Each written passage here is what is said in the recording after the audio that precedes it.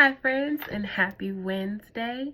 Firstly, I wanted to say thank you so much for the support that I got on my first video. The anxiety level was about here, so I'm so appreciative of any positive feedback that I got. Secondly, it's Mental Health Awareness Week, and I really wanted to come on and talk about self-care.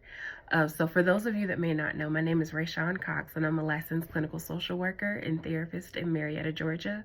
And I specialize in seeing creative Black millennial women who may be struggling with anxiety, depression, and perfectionism.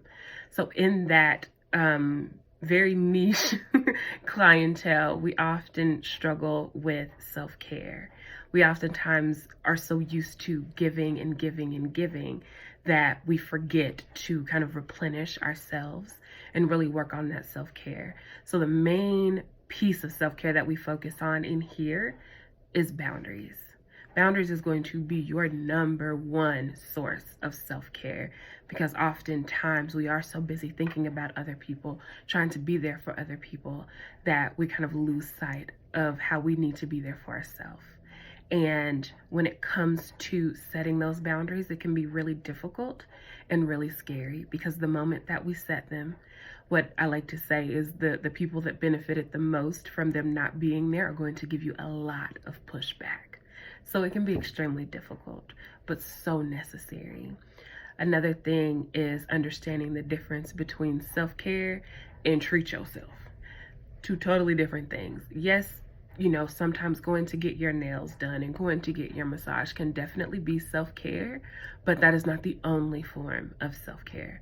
My form of self-care today was turning on my Disney playlist and singing my little heart out at the top of my lungs. No, it did not sound good, but I did it anyway. That's the point. And it gave me so much joy, and it made me feel replenished and happy.